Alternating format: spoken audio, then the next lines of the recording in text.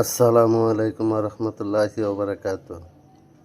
মেরে দোস্ত বুজুর্গ বন্ধুগণ, এই যে নকশাটা দেখতেছেন সূরা ইখলাসের নকশা, এটা খাতারনাক একটা নকশা। হ্যাঁ, এই নকশাটা কেউ অন্যায়ভাবে অপচয় করবেন না, অন্যায়ভাবে কেউ কারোর উপর প্রয়োগ করবেন না, তাহলে নিজের উপরে খুব ভয়ঙ্কর বিপদ আসবে।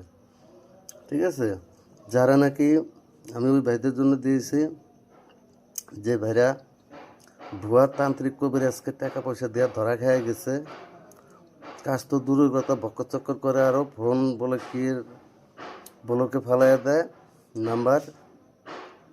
আমি সেই ভাই বোনদের জন্য এই নকশাটা দিছি, দয়া করে যদি পারেন এই কাজটা আপনারা করবেন। ঠিক আছে, যদি আপনাদের কোনো কিছু বুঝতে সমস্যা আমাকে প্রশ্ন করবেন, আমি উত্তর দেবো ইনশাল্লাহ। যেমন প্রেমিক প্রেমিকার জন্য করতে পারবেন, স্বামী স্ত্রীর জন্য করতে পারবেন, স্ত্রী স্বামীর জন্য করতে পারবে, প্রেমিকা প্রেমিকের জন্য করতে পারবে। প্রিয়জন পৃথিবীর যে প্রান্তে থাকুক, ইনশাল্লাহ আপনার কাছে ধরা দিবেই। আপনার সাথে মেলামেশা করার জন্য সে পাগল হয়ে যাব। এই নকশাটি অমাবস্যা রাতে মেসকে জাফরান ও গুরুচুনা দিয়ে ভোজ পাতায় অঙ্কন করবে। তারপর নকশাটি সামনে রেখে 300 বার সূরা ইখলাস পাঠ করে নকশাটির উপর ফু দিবে। 48 ঘন্টার মধ্যে ইনশাআল্লাহ পাগল হয়ে কাঙ্ক্ষিত ব্যক্তি চলে আসবে। এই নকশার মোয়াক্কেল অনেক শক্তিশালী, একটু ভুল হলে নিজের উপর বিপদ আসতে পারে, খুব পরীক্ষিত।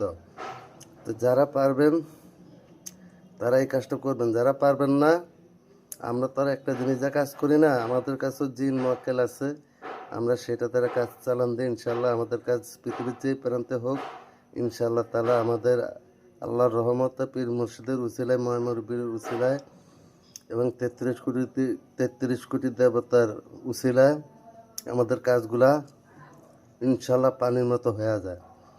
যারা পারবেন তারা করবেন, যারা পারবেন না ভুলও এইসব কাজে হাত দিবেন না। হাত দিবেন, বিপরীত ক্ষতি হতে পারে। ক্ষতি হলে, বিপদের আশঙ্কা হলে আমার চ্যানেল কোনো দায় হবে না। আমি বারে বারে বলে দিচ্ছি, বুঝে শুনে কাজ করবেন। আর অন্যায়ভাবে কেউ প্রয়োগ করবেন না।